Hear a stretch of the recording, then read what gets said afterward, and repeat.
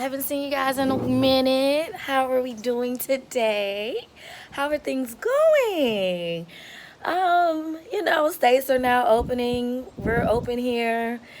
It's crazy. I'm still quarantined. First of all, I have allergies, and every time I cough or sneeze, people will turn around and look at me like I got, COVID-19. But anyway, as usual, I'm sitting on my porch enjoying the fresh air. Um, Today's topic, we're going to talk about living in the moment. And you guys, I love to be transparent with you because it's a part of growing, it's a part of learning, it's a part of sharing my growth with you guys to know that you can too get through it, right? So earlier, like for a few days, my heart has been heavy. I'm an empath. I I just and I thought it was because of that my heart is heavy. But it was really because, I was feeling I don't know. Um I thought it was my anxiety trying to sneak back in. Um it could be a lot of things, and as I was reading and doing some research, I've heard of Ascension. So that means that you're becoming in your awakening. It means a lot of things. But here's the thing. I don't want to get all deep into that because that's another video. But my heart has been heavy, and I just felt like crying, sadness because of the things that, COVID-19 has stopped for my business to a certain extent. So I was feeling, frustrated with that. Um, just a lot of things. And then that triggered old things. So you know how depression and anxiety works. It's a constant, you got to constantly work on it. It doesn't just like disappear until something trigger it. So this is my growth lesson that I realized once one thing goes wrong or not my way or something that I want to happen and it doesn't happen, I realize what triggers me is to go back into nothing ever happens for me. It brings me back, it triggers me. So now that I know that it triggers me, I know how to, excuse me, y'all, my allergies is causing my throat to frog up. But now that I know that that is a trigger for me, now I know how to better cope when I am not feeling, like I'm progressing or, things like that. So I want to discuss living in the moment. A lot of times we get caught up, even in COVID-19, even in the quarantine, um, more before all this happened, we get caught up in actually moving and shaking, and I can't be still, and it causes us to not cherish our moments, live in the moment. And I'm sure um, COVID-19 has taught you how to live in the moment because it slowed, slowed everything down, and you have to sit, right? You have to sit still because everything is out of your control. So, living in the moment. Let's focus on that. Um, During our time of wanting to always progress, wanting to feel better, wanting to be happy, wanting to not feel anything other than happiness, we tend, excuse me, we tend to um, lose time, lose moments that we can't get back. Everybody knows time is the only thing that we can't get back. So, in the moment of despair, disappointment, um, frustration, anger, sadness, just feeling away, we tend to lose the moments that are around us. So mindfulness is a part of that. So we have to be mindful of what are we doing, how are we feeling, because moments can pass us by so easily.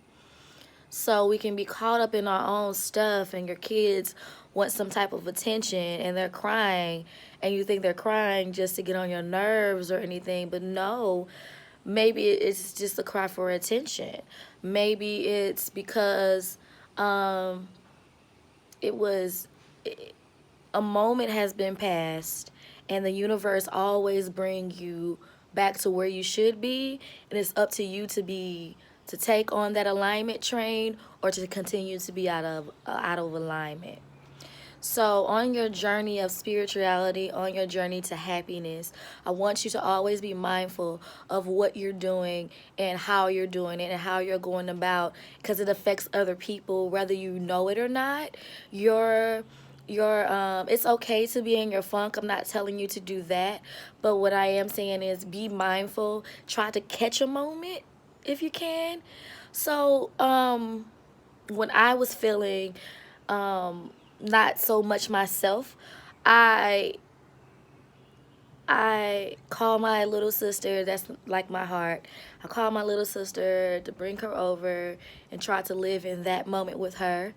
With my fiance, he did things to number one, to make sure I'm leveled, or in he wants to watch a movie and sip some wine and do those things, and me not wanting to because I'm in my funk.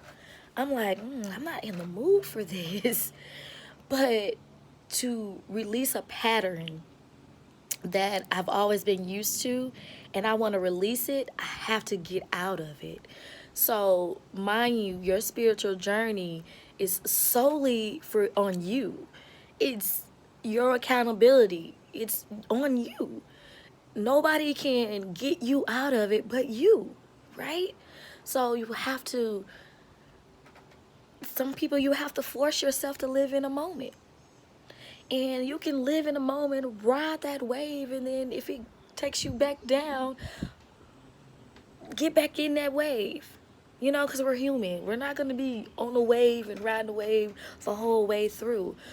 But be mindful of the wind, the air, the trees, the wiggle in my fingers, my facial expressions. Is it tense? You know, um, be mindful of those things, guys. Because moments is time. And, you know, be mindful of your triggers and do your best to move past those triggers. And if you can't do it on your own, that's okay. What? It's okay, guys. It's okay. But here's the thing, find somebody that you love and that you trust with everything that you own, or a therapist, or me as your life coach. Call, reach out. Hey, I'm having trouble with this. It is so hard for me to do this. I had a client the other day and said that they don't like telling people their business. Okay, fair enough. But you don't like nobody in your business, but you're still in the same position that you was in mentally and emotionally 5 years ago. Right. Right. Right. So you have to go to somebody that is trusted. I am here, guys. I've always been here.